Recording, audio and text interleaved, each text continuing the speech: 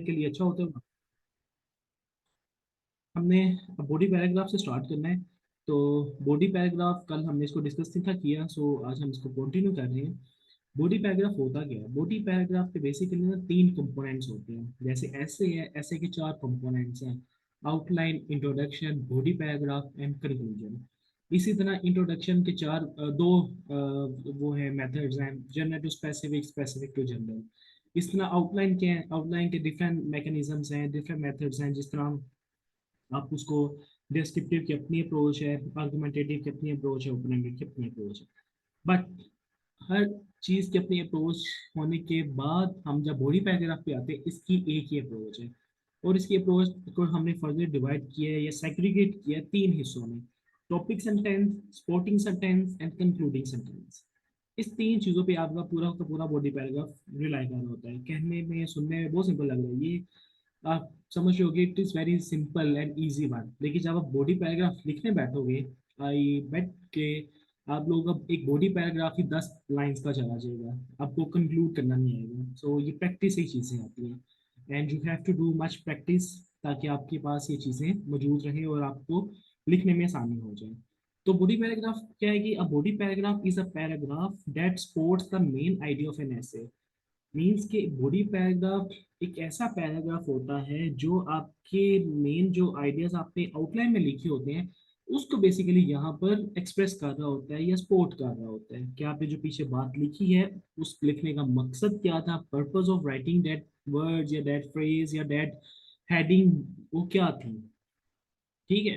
फिर आप उसके बाद उसको लिखते हो, इलेबोरेट करते हो। It typically contains a topic sentence. Number one, topic sentence.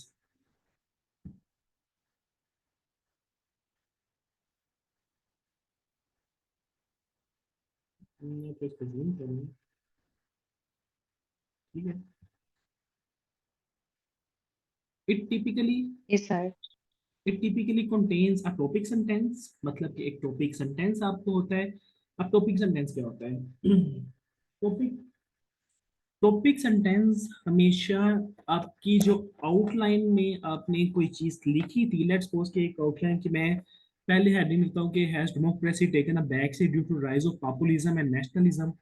अब इसकी जो मैं टॉपिक सेंटेंस लिखा, पहले मैंने हेडिंग लिखी इंट्रोडक्शन, फिर मैंने एवोल्यूशन ऑफ डेमोक्रेसी लिख दिया। फिर मैं पहली हेडिंग लिखी कि democracy has not taken back seat due to various reason. उस पर पहले जो केस स्टडी लिखा, लेट्स सपोज मैं लिख दिया कि एन एरा ऑफ ट्रम्पिज्म। ठीक है, an era of Trumpism was idealistic to populism but favourite for democracy. ठीक है, वो मैंने बयान कर दिया है। पहले स्पोर्टिंग सेंटेंस में क्या हो गया, टॉपिक सेंटेंस क्या हो गया कि जो डोनाल्ड ट्रंप का एरा था, वो पॉपुलिज्म के लिए तो बड़ा आइडियलिस्टिक था। बड़ा ही था कि बस ठीक है जी, पॉपुलर सपोर्ट मिल गई है इस बंदे को, और पॉपुलिज्म जो है ना सर चढ़ कर बोलेगा। लेकिन जो फेवरेट था ना, वो बेसिकली उसके फेवर में गया डेमोक्रेसी के।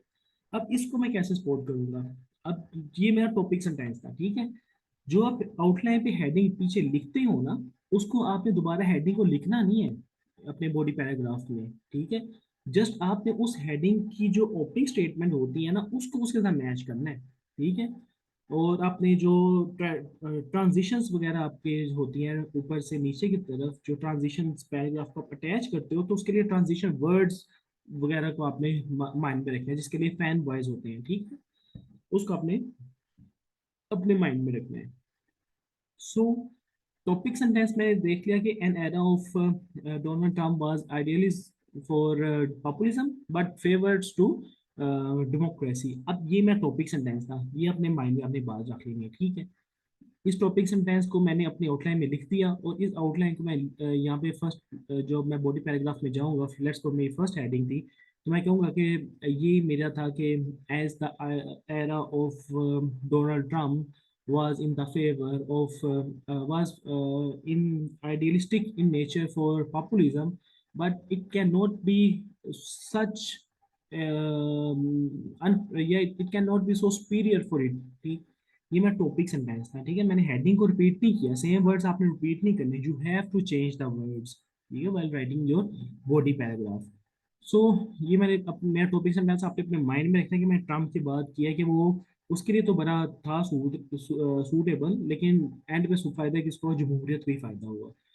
अब ये जो मैं स्पोर्टिंग सेंटेंस है ना, इसको मैंने सपोर्ट करना है कि भाई मैं तो कह रहा हूँ कि जो ट्रम्प का एरा था वो तो पॉपुलिज्म के लिए बेसिकली बड़ा ही एक आइडियलिस्टिक बना था, लेकिन ये तो जमहूरियत को कैसे सपोर्ट कर रहा है। फिर मैं उसको जो स्पोर्टिंग सेंटेंस होगा ना, मेरी जो पहली लाइन थी उसको मैंने सपोर्ट करना है। सपोर्ट में कैसे करूंगा, उसके लिए कुछ मेथड्स हैं, उसको हम आगे डिस्कस करते हैं, ठीक है। और लास्ट में जो मैं सपोर्ट होगी ना, उसको मैंने एक अच्छे वे में कंक्लूड करना है। हैप्पी एंडिंग जिसको हम कहते हैं ना, कि हर चीज की जो एंड होते हैं वो हमेशा हैप्पी होता है। सो मैं उसको कंक्लूड जो है बड़ा ही एक पॉजिटिव वे में, ऑप्टिमिस्टिक वे में करूँगा, पैसिमिस्टिक में नहीं जाना, ऑप्टिमिस्टिक में आपने उसको कंक्लूड करना। अच्छा, अब आते हैं start with the topic sentence. Start with the topic sentence. The topic sentence is the most important sentence in the paragraph. It tells the reader what the paragraph is about and what you will be arguing. कि ये जो topic sentence है ना, basically examiner को ये बता रहा होता है कि सर ये जो मैं बात लिख रहा हूँ ना, ये लिखने जा रहा हूँ मैं आगे, ताकि उसके माइंड में चला जाए कि ये ठीक है, ये पैराग्राफ जो है इसके होगा। The topic sentence should be clear. Topic sentence आपका क्लियर होना चाहिए, उस पर कोई एम्बिग्यूटी ना हो, कोई धुंधलापन ना हो, कोई ऐसे ना हो कि बेसिकली कहना क्या चाह रहे हैं, ठीक है। वो बड़ा क्लियर हो, जिसको हम कहते हैं ना कि कॉन्सेप्चुअल क्लैरिटी और लॉजिकल रीजनिंग, ये यहाँ पर आपने अप्लाई करनी है चीजें, कि बिल्कुल क्लियर हो आप कहना क्या चाह रहे हैं, कंसाइज हो, बड़ा ना हो, बिल्कुल लिमिट हो, एंड आर्गुएबल हो, और वो बहस के काबिल हो। जिस तरह अगर मैं पहले टॉपिक सेंटेंस लिखता हूँ कि पाकिस्तान गॉट इंडिपेंडेंस इन 1947, ठीक, अब मैं इसको क्या प्रूफ करूंगा। सो वो बहस के काबिल हो कि हाँ पाकिस्तान ने आज़ादी इतनी जल्दी हासिल नहीं थी की है, फिर मैं बताऊंगा कि क्यों हमने जल्दी नहीं थी हासिल की है। क्लियर। कंसाइज मतलब कि 4 से 9 पैराग्राफ, 4 से 9 सेंटेंसेस होने चाहिए आपके बॉडी पैराग्राफ में। In your one body paragraph you must have to write down from 4 to 9 sentences, अब 5, 6, 7, 8 एटलीस्ट। और जो लास्ट है ना वो 9 है, इससे ऊपर नहीं आप जाओगे। 4 मिनिमम, मैक्सिमम 9, इससे ज्यादा आप सेंटेंसेस अपने बॉडी पैराग्राफ में नहीं लिखोगे। कंसाइज आप करोगे, छोटा, मुख्तसर, लिमिटेड बात करोगे, प्रिसाइज करके बात करोगे, एंड आर्गुएबल, और वो बहस के काबिल हो बात जो आप कर रहे हो। अब आते हैं provide evidence to support your topic sentence. अब यहाँ पर ये जो बात है सपोर्टिंग सेंटेंस, इसके लिए भी मैं जो मैकेनिज्म है ना वो हमें ये यूज करने हैं कि evidence can come in many forms. हमारा जो एविडेंस है, जो हमारा सपोर्टिंग सेंटेंस है, जो हमारी बात को सपोर्ट कर रहा है, प्रूफ कर रहा है, वो बहुत से मुख्तलिफ फॉर्म्स में आ सकता है, फैक्ट्स की शेप में आ सकता है। जैसे मैं कहूँगा कि ट्रम्प के आने की वजह से जमहूरियत, पॉपुलिज्म को ये लगा था कि वो बड़ा ही वजूद में आ जाएगा, लेकिन उसने सपोर्ट जमहूरियत को किया बेसिकली। या मैं कहूँगा कि जो डेमोक्रेसी, जो पॉपुलिज्म था, जो लोगों के पब्लिक सेंटीमेंट्स थे कि ट्रम्प आकर यही स्टेप्स कर देगा, वो उसने नहीं किया। उसमें मैं कुछ फैक्ट्स बता दूंगा कि वहां पर जो वो थी, इन्फ्लेशन थी 10% थी before Trump era, Trump era में वो 12% होगी। सो सम फैक्ट बता दूंगा, स्टैटिस्टिक्स बता दूंगा कि कुछ उसकी वो जो उनका बैंक है, जो नेशनल बैंक हो गया उनका, उसकी मैं कुछ स्टैट्स बता दूंगा कि वहां पर जो जीडीपी थी वो 3.74 ट्रिलियन थी बिफोर ट्रम्प, ट्रम्प के आने से वो 3.50 ट्रिलियन हो गई। सो उनको ये लगा था कि ट्रम्प आगे सब कुछ ठीक कर देगा, लेकिन जब वो ट्रम्प गया, पॉपुलिज्म की जो एक माइंड सेट था कम हो गया, जमहूरियत प्रिवेल कर गई और जो बाइडेन आ गया, ठीक है। कुछ एग्जांपल्स मैं दूंगा, उस एग्जांपल्स में मैं कुछ वो जो उसने अटैक किया था Capitol Hill, if I am not wrong, जो पावर उसने ट्रांसफर करनी थी, तो पीसफुल पावर ट्रांसफर नहीं हुई, बल्कि Capitol Hill, yes, Capitol Hill में उसने अटैक कर दिया, अपने सपोर्टर्स को उसने अटैक किया, रिबेल किया, रिटेलिएट करने की कोशिश की। पीसफुल पावर और ट्रांजिशन नहीं हुआ। अमेरिका की हिस्ट्री में पहली दफा ऐसा हुआ कि उस प्रेसिडेंट के अगेंस्ट इम्पीचमेंट आ गई और वो फिर गायब हो गया, ठीक है। तो ये चीज़ें मैं करूँगा कि बेसिकली ये जो फैक्ट्स हैं, जो स्टैट्स हैं, ये जो एग्जांपल्स हैं, इन एग्जांपल्स को मैं अपने जो सपोर्टिंग आर्गुमेंट्स हैं उसके तौर पर यूज़ करूँगा। सिटेशंस होते हैं, मैं कोई कोटेशन यूज़ कर दूंगा कि किसी भी, जिस तरह इलाम कायद आज़म की कोटेशन थी, we don't need a piece of land, we need laboratory where we can do experiment on the principle of Islam. So यानी कि मेरे पास अगर कोटेशन होगी I will put it down. Expert opinions मतलब अगर हेनरी किसिंजर एक्सपर्ट पर्सन है foreign policy पे, इस तरह मलिहा लोधी एक्सपर्ट है डिफरेंट क्राइसिस को बताने में, एनाटोल लेवन बहुत एक्सपर्ट है ऑप्टिमिस्टिक अप्रोच देने में, इस तरह ये जो हफीज पाशा है हमारे इकोनॉमी के एक्सपर्ट हैं, उनकी मैं एक्सपर्ट ओपिनियन दे दूंगा। सो ये चीजें मैं अपने माइंड में रखूंगा। या पर्सनल एक्सपीरियंस ये तब दोगे जब आप बिल्कुल पहली जो 4-5 पॉइंट्स हैं उस पर फेल अप हो जाते हो, आपके पास कोई फैक्ट नहीं है, कोई स्टैट्स नहीं है, कोई एग्जांपल्स नहीं है, कोई कोटेशन नहीं है, एक्सपर्ट्स की ओपिनियन नहीं है। जब आप इन 5 चीजों में फेल हो जाते हो तो फिर आप अपनी पर्सनल एक्सपीरियंस बता रहे हो, तो एनालिसिस बेस्ड पे कि अगर ट्रम्प रहता तो जमहूरियत वाकई ही अमेरिका से खत्म हो जाती। ठीक है। The evidence should be relevant, the evidence should be relevant to the topic sentence and should help to prove your point। ठीक है, जिस तरह अभी मैंने वो कायदे आज़म कोटेशन कोट की है, लेकिन ऊपर मैंने बात ट्रम्प की है और पॉपुलिज्म की है, नेशनलिज्म की है, डेमोक्रेसी की है, लेकिन मैं यहाँ पर बात तो उसकी कर रहा हूँ कायदे आज़म की, और वो भी आइडियोलॉजी भी कर रहा हूँ। So does it make any sense? Definitely no. तो ये चीज़ आप अपने माइंड में रखते हैं कि जो आप का टॉपिक सेंटेंस है उसके रेलिवेंट ही आपने अपनी जो स्पोर्टिंग आर्गुमेंट्स है उसके रेलिवेंट देने हैं, ना कि आपने कोई जमहूरियत की बात हो रही है तो आप वहां पर जाकर इकोनॉमी की बात कर दें, या आप वहां पर जाकर किसी और चीज के वार की बात कर दें, या पीस की बात कर दें, या किसी और चीज की बात कर दें। So what is your topic sentence? Examples या supporting arguments must be based on your topic sentence. Irrelevant कुछ भी नहीं आपने लिखना। फिर analyse the evidence. Don't just dump your evidence into the paragraph. Take some time to explain how the evidence supports your topic sentence. This will help the reader understand why your evidence is relevant and why it matters. Simple बताऊंगे, ऊपर मैंने जब Trump की बात की, मैंने populism की बात की, नेशनलिज्म की बात की, डेमोक्रेसी की बात की, उसके बाद मैंने बताया कि ट्रम्प ने आकर ये हरकतें की, मीडिया पे सेंसरशिप लगा दी, उसने ओपोनेंट्स को बुरा भला कहना शुरू कर दिया, नेशनल वो स्टेट के लिए थ्रेट बना दिया, नेशनल थ्रेट को कंसीडर कर दिया, और आते साथ ही इमिग्रेंट्स पे पाबंदी लगा दी, इमिग्रेंट्स पे पाबंदी लगा दी। उसने बहुत से हार्ड स्टेप्स लिए ये बात शो करवाने के लिए कि उसके पास पॉपुलर सपोर्ट है, पॉपुलिज्म की एक वेव है उसके पास। लेकिन क्या मेरी उस बात की अहमियत तब तक रहेगी जब तक मेरा वो आर्गुमेंट इतना स्ट्रॉन्ग नहीं होगा। सो आपने एनालाइज करना है, एक आर्गुमेंट आपने लिख दिया तो उसको आपने फर्दर इलेबोरेट भी करना है इनटू वन और टू सेंटेंसेस। लेट्स सपोज करके मैंने एक बात की है, मैंने कोई एग्जांपल पुट की है, तो एग्जांपल को आगे फर्दर मैं इलेबोरेट भी करूंगा कि लाइक जैसे उसने कैपिटल हिल पे अटैक कर दिया था, और वहां पे आप थोड़ा एनालिसिस करोगे, the attack of Trump on Capitol Hill was never witnessed ever in the history of American, that any president who has a populist sport will attack its own institution। ठीक है, इस तरह मैं अपनी बात को कन्वे करूंगा। अब इसके बाद जब मैंने अपनी बात को कन्वे कर दिया तो मैं लास्ट पे करूंगा इसको कंक्लूड, कि सर ये मैंने बात ऊपर कर दिया, उसका थोड़ा मैंने एनालिसिस भी बिल्डअप कर दिया अपना, और फिर मैं उसको कंक्लूड करूंगा। The concluding sentence should summarize the main points of the paragraph and restate the topic sentence. मेरा जो कंक्लूडिंग सेंटेंस होगा ना, वो बेसिकली पूरे एक खुलासा जिसको हम कहते हैं ना बंद करेगा, एक पूरे आर्गुमेंट को क्लोजिंग शेप की तरफ आप लेकर जाओगे और हिट करेगा अपने मेन टॉपिक सेंटेंस को। It should also provide a transition to the next paragraph, और ट्रांजिशन बेसिकली आप करोगे।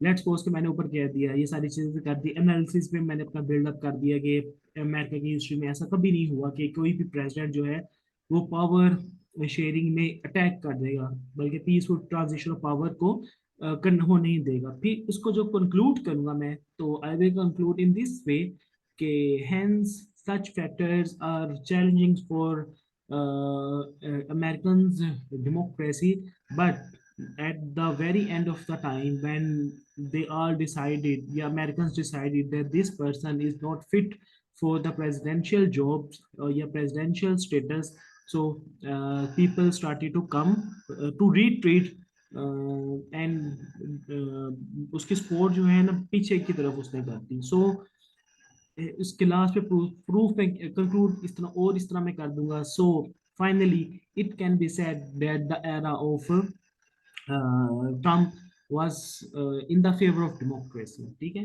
ये बात मेरी कंक्लूड होगी। नेक्स्ट ट्रांजिशन जो भी होगी, नेक्स्ट पैराग्राफ होगा, उसको भी आप अपने माइंड में रखोगे।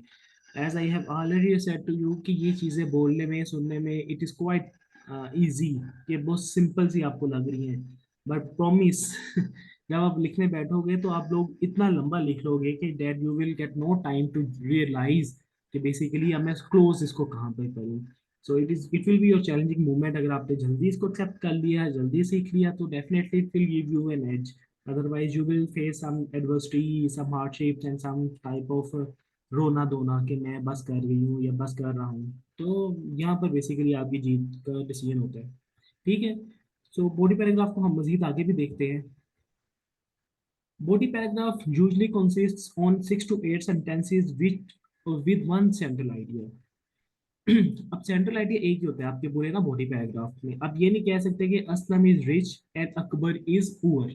नो, असलम इज रिच बस। अब उस रिच को आपने सबूत के साथ सपोर्ट करना है कि असलम कैसे रिच है। उसके पास अच्छी गाड़ी है, अच्छा मोबाइल है, अच्छे स्कूल जाता है, अच्छे कपड़े पहनता है, अच्छी जो है उसके पास परफ्यूम है, अच्छी घड़ी है। सब चीजें मैं उसको बताऊंगा कि इस बेसिस पर मुझे ये लगता है as compare to my other friends Aslam is rich. ठीक है, so he is rich, he is not humble in nature, that is why I don't like my friend. खत्म। सो आपका ये एक सेंट्रल आइडिया आपका एक ही होगा। मैंने रिच को पकड़ लिया, मैंने पकड़ लिया कि वो अमीर है, फिर मैं उसको सबूत दूंगा के साथ उसके बाद ये चीजें हैं जहां से मुझे ये रियलाइज हुआ, जहां से मैंने ये विटनेस किया, जहां से ये मैं आर्गू कर रहा हूँ कि असलम रिच है। ठीक है, अकबर क्यों पुअर है वो बात की बात है, वो गायब। बस खत्म। हमने बात ही एक की है, one central idea, no more than one central ideas will be prevail in your body paragraph. तो और ये 6 to 8 सेंटेंसेस यानी कि मिनिमम 4 होते हैं और मैक्सिमम 9 होते हैं। तो आप जो एक एवरेज होती है बॉडी पैराग्राफ लिखने की कैपेसिटी, वो 6 to 8 पैराग्राफ सेंटेंसेस, वो पैराग्राफ 6 to 8 सेंटेंसेस में ही आपने इसको क्लोज करना होता है with 3 to 4 minutes, must remember this also. ठीक है, 3 से 4 मिनट में आपके पास बॉडी पैराग्राफ लिखने का टाइम होता है, अगर आपने उतना जल्दी लिख लिया। If you take almost 2 hours while writing just outline and introduction, then you have just 30 to 40 seconds to write down the paragraph। ठीक है, तो it seems impossible to write 6 to 8 sentences in just 30 seconds on that topic which you have not prepared or which you have not aware on it of it। ठीक है, so must have some balance। Build coherence, coherence होता है राब्ते एक दूसरे के साथ among paragraphs to ensure appropriate ऐसे। ठीक है, कोहेरेंस आपने बिल्डअप करनी है। जितनी कोहेरेंस आप बिल्डअप करोगे पैराग्राफ्स के दरमियान, उतना ही आपका ऐसा लगेगा कि ठीक है ये एक ऑर्गेनाइज्ड वे में लिखा हुआ है। ये नहीं कि आप पहले ऊपर बात जमहूरियत की है, नीचे आपने आइडियोलॉजी की कर दी है, तीसरे पे बात आपने वुमेन की कर दी है, चौथे पे क्लाइमेट चेंज की कर दी है, पांचवे पे आपने ग्लोबलाइजेशन की कर दी है, और इस तरह। ठीक है, आप एक कोहेरेंस बिल्डअप करते हैं आपस में पैराग्राफ्स का। Use coordinate conjunction. अच्छा, एक coordinate conjunction if you don't know, तो ये बेसिकली जो कॉम्प्लेक्स सेंटेंस होते हैं आपका, वहां पर आप यूज करते हो। जिस तरह Aslam is happy and Akbar is sad, Pakistan is rich in resources and India does not like the way how Pakistan can be rich in resources। ठीक है, ये फैन बॉयज होते हैं, for and nor but over your so, ये सारे fan boys होते हैं जिसको आप कोऑर्डिनेट कंजंक्शन कहते हैं, जो कोऑर्डिनेट करते हैं आपस में एक दूसरे के साथ। जिस तरह मैं कहूँगे Pakistan has many resources for the sake of knowledge I am just telling to you. ठीक है, इस तरह के वर्ड्स आप कोहेरेंस बिल्डअप करते हो, कोऑर्डिनेट करते हो। Right at least 2 supporting arguments and analyze them in your own wording।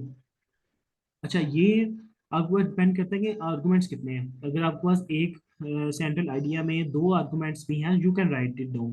अगर आपके पास एक भी आइडिया है, एक भी एग्जांपल है, एक कोटेशन है, सपोर्टिंग आर्गुमेंट्स जितने आपके पास हैं, एक भी है, दो भी है, तीन भी है, मैक्सिमम तीन, मिनिमम एक और एवरेज दो, इसको आप बेसिकली आगे चलोगे और एनालिसिस करोगे अपने वर्ड्स पे कि अगर ये इवेंट हुआ है, क्या ये इवेंट आगे हो सकता है, हो सकता है, तो what is your over preparation in countering such events. ठीक है, फिर ensure transition to next paragraph, और अगले पैराग्राफ के साथ आप उसका थोड़ा ताल्लुकात कायम रखोगे। उसको बताओगे कि सर ये जो हमारा ट्रांजिशन है नेक्स्ट पैराग्राफ के साथ, ये बेसिकली इसलिए मैंने ऊपर बात की थी क्योंकि इसका थोड़ा सा असर दूसरे पैराग्राफ में भी आपको मिलेगा। ठीक है, ये है बेस्ट वे कि आपने बॉडी पैराग्राफ को कैसे लिखा है। अब यहाँ पे मैं आपको एग्जांपल देता हूँ कुछ। एंड की फैन बॉयज आप कंजक्शंस को कह रहे हैं? कंजंक्शन होती हैं जो आप उसमें कंपाउंड सेंटेंस स्ट्रक्चर में फॉलो करते हो। जिस तरह आप Aslam is happy and Akbar is sad, ये जो ए एंड दी एंड है, ये बेसिकली कंजंक्शन होती है, कोऑर्डिनेटिव कंजंक्शन जो कोऑर्डिनेट कर रही होती है। इस तरह फोर हो गया और नोर हो गया, बट हो गया। अगर मैं ये कहूँ कि Pakistan must be in Pakistan team should prepare well to beat Indian team, but in case of emergency या in case of defeat they should not lose their emotions, ठीक है, या confidence close। अब है जी examples of body paragraph. Let me discuss some examples ताकि आपको थोड़ी क्लैरिटी हो जाए। टॉपिक सेंटेंस डिस्पाइट प्रोग्रेस, ये जेंडर बेस्ड का है, ठीक है, जेंडर इक्वालिटी का मैं टॉपिक सेंटेंस पिक किया आपको उसके लिए सबूत देने के लिए। Despite progress, gender-based wage gaps persist in many industries, indicating that gender equality is not yet achieved। अच्छा, जो मेरा वहां पर आउटलाइन में ये हेडिंग होगी, डेफिनेटली मैं कहूँगा कि वेज गैप जो वुमेन के वो रिवील करता है कि जेंडर इक्वालिटी नहीं है। ठीक है, ये gender equality is a myth. उसको मैंने टॉपिक सेंटेंस में कैसे लिखा कि despite progress gender-based wage gaps persist in many industries, indicating that gender equality is not yet achieved. So here I have written the word industries. Must remember this in your mind. Sporting evidence के साथ क्या है कि according to a report by the World Economic Forum, women globally earn only about 63% of what men earn, highlighting significant disparities in wages based on gender. This wage gap is prevalent across various sectors, including technology, finance, healthcare, indicating that it is not simply an issue of career choice but rather a systematic problem। ये मेरा था sporting argument. वहां पर मैंने क्या लिख दिया, fact लिख दिया ऑफ अ ऑर्गेनाइजेशन। अब इसको कंक्लूड मैं कैसे करूंगा, इस एनालिसिस के साथ। The persistent gender based wage gap reflects deeply ingrained societal norms and biases that undervalue women's contribution in the workforce। Discrimination and unequal access to opportunities continue to be barriers that hinder women from advancing in their careers and earning on par with their male counterparts. Despite efforts to address this issue through equal pay legislations and workplace diversity initiatives, the wage gap remains a stark reminder of the event whatsoever will be, ठीक है, of the existing gender inequalities। ये था जी मेरा एक topic sentence. क्या था कि जो वेजेस है ना ये पूरी नहीं है, बराबर नहीं है। वहां पे मैंने 63% बता दिया इकोनॉमिक फोरम की रिपोर्ट का। फिर मैं बता दिया कि कुछ इदारे हैं जिसकी वजह से हमारी जो गैप्स है ना ये विजिबल है, और इस पे सिस्टमेटिक प्रॉब्लम है जिसकी वजह से गैप्स प्रिवेल कर रही हैं। उसको थोड़ा सा मैं एनालिसिस करूंगा कि ये जो गैप्स है ना ये बेसिकली हमारी जो सोसाइटल फैब्रिक्स होती हैं उसको हिंडर कर रहे होते हैं, और उस हिंड्रेंस की वजह से जो वुमेन है एक तो प्रॉपर वो पार्टिसिपेट नहीं कर पाती। पार्टिसिपेशन कम होने की वजह से जो हैं उनको फिर बाय विल कह लो या बाय ऑप्शंस कह लो रखा जाता है, और वो फिर एडजस्ट हो जाते हैं उस एनवायरनमेंट में। क्लियर, ये था मेरा एक प्रॉपर जिसको कहते हैं body paragraph. As a sample आप इसका स्क्रीनशॉट ले लो ताकि अगर आप बॉडी पैराग्राफ लिखो तो you must write in this way. ठीक है, जहाँ भी बच्चों की आपको क्वेश्चन, इसका भी आप ले लो। ये वायलेंस पे था मेरा, ये जो जेंडर बेस्ड वायलेंस है और हरासमेंट हो रही है ना उसकी वजह से भी जो इक्वालिटी है ना वो एग्जिस्ट नहीं करती। थीसिस स्टेटमेंट की जो स्लाइड है वो आप थोड़ा सा अभी रिवर्स नहीं, करें। अभी वो प्रॉब्लम आपको क्रिएट करेगी, थीसिस मैं कराऊंगा कंक्लूजन के साथ, उसको मैंने खुद ही छोड़ा हुआ है, इसको मैंने खुद ही छोड़ा हुआ है। ठीक है, इसको मैं कराऊंगा आपको कंक्लूजन के साथ, नहीं तो आप बहुत ज्यादा प्रॉब्लम में आ जाओगे। क्लियर, अभी तो मैंने आपसे 50 थीसिस लिखवानी है तो उस पर आप लोगों की बात हो जानी है। ये इतना इजी नहीं होता थीसिस स्टेटमेंट लिखना। I am telling you the realities कि ऐसे बहुत मुश्किल है बेटा, बहुत मुश्किल है। और एक दफा आपको ऐसे आ गया तो फिर इससे इजी चीज भी नहीं है। ठीक है, जहां पर आपको कोई क्वेश्चन है तो आप मुझसे पूछ सकते हैं।